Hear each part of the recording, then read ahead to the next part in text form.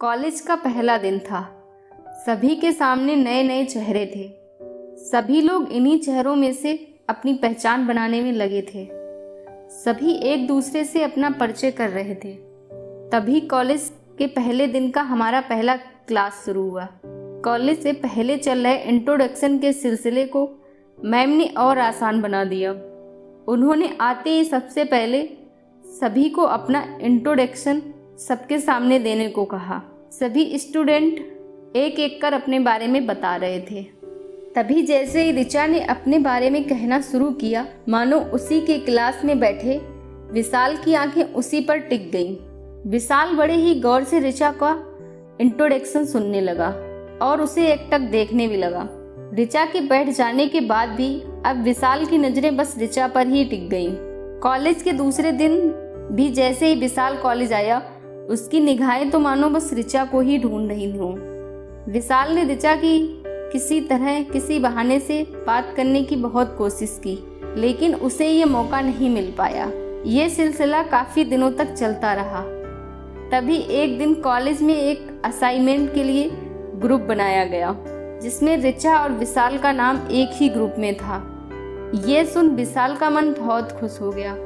आखिर अब उसे ऋचा से दोस्ती करने का मौका जो मिल गया, और वो इस मौके को किसी भी हाल में गंवाना नहीं चाहता था। और हुआ ऐसा कि असाइनमेंट बनाते हुए ऋचा और विशाल में बातचीत शुरू हुई, और फिर देखते देखते दोनों में दोस्ती हो गई। समय के साथ साथ अब ऋचा और विशाल काफी अच्छे दोस्त बन चुके हैं, लेकिन ऋचा और विशाल की दोस्ती धीरे धीरे कुछ ज्यादा ही बढ़ने लगी।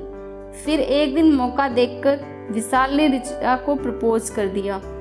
ऋचा भी विशाल को मना नहीं कर पाई, क्योंकि कहीं न कहीं उसके दिल में भी विशाल के लिए फीलिंग्स आ चुकी थी। अब दोनों दोस्त के साथ साथ लवर्स भी बन चुके थे, इसलिए कॉलेज के बाद भी दोनों का मिलना जुलना जारी रहा। अब तो पूरे क्लास को ऋचा और विशाल की लव स्टोरी के बारे में मालूम हो गया था। विशाल हमेशा ऋचा की हेल्प किया करता था, और ऋचा भी विशाल के प्रोजेक्ट बनाने में हेल्प किया करती थी। सभी कहते थे कि ऋचा और विशाल एक दूसरे के लिए ही बने हैं, यानी कि ये परफेक्ट कपल हैं। ऋचा भी हमेशा विशाल से शादी के लिए पूछती थी, तो विशाल हमेशा ऋचा को भरोसा दिलाता था कि अब वो उसके बिना नहीं जी सकता। 3 साल तक दोनों का रिलेशन बहुत अच्छा चला, लेकिन कॉलेज के बाद अब ऋचा और विशाल का काफी मिलना कम हो गया था। ऋचा के फोन करने पर भी विशाल ठीक से उसको बात नहीं करता था। वो कहता कि वो अपने पापा के बिजनेस में ध्यान दे रहा है। हालांकि ऋचा ने अपने घर में भी विशाल के बारे में सब कुछ बताया था, इसलिए उसके घर वाले भी अब उस पर विशाल से शादी का दबाव बनाने लगे। लेकिन अब ऋचा अपने घर वालों को भी कोई जवाब नहीं दे पा रही थी। फिर एक दिन ऋचा विशाल के पापा के रेस्टोरेंट पहुंच गई।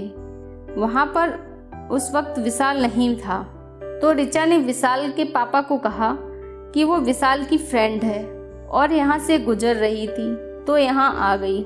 विशाल के पापा ने ऋचा को बिठाया और वेटर से कुछ खाने पीने की चीजें लाने को कहा।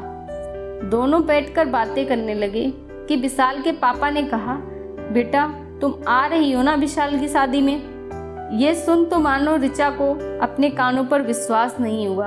उसने फिर से पूछा, तो उन्होंने कहा, हाँ विशाल की शादी अगले महीने और उसी की तैयारी में लगा है। बहुत खुश है वो, आखिर अपनी पसंद की लड़की से शादी कर रहा है। दोनों स्कूल टाइम से ही एक दूसरे को जानते हैं। ये सुन अब ऋचा बिल्कुल निशब्द हो गई और वहाँ से निकल पड़ी। घर आकर ऋचा अपने कमरे में गई और खुद को कमरे में बंद कर घंटों रोई। ऋचा ने अपने माँ और पापा को इस विषय में बताया, तो उन्होंने ऋचा को किसी तरह समझाया कि जिंदगी में अब तुम्हें आगे बढ़ना चाहिए और भविष्य के बारे में सोचना चाहिए। जो गुजर गया वो गुजर गया, अब उसके बारे में सोचकर अपनी जिंदगी खराब मत करो। लेकिन ऋचा अभी भी विशाल को नहीं भुला पाई और रोज रात को रोते हुए अपने दिल को दिलासा हुए कहती है, तो क्या हुआ जो एक दिल टूट गया। दोस्तों, आपका प्यार हमेशा सफल और सच्चा हो ये ज़रूरी नहीं होता। कई बार लोगों को प्यार में धोखा भी होता है, लेकिन इसमें कहीं न कहीं कमी आप में रही होगी, जो आपने ऐसे इंसान से प्यार किया जो आपके लिए था ही नहीं। कहीं ना कहीं इंसान को परखने में गलती आपसे भी हुई। तो दोस्तों, ये कहानी आपको कैसी लगी हमें कमेंट करके ज़रूर बताएं।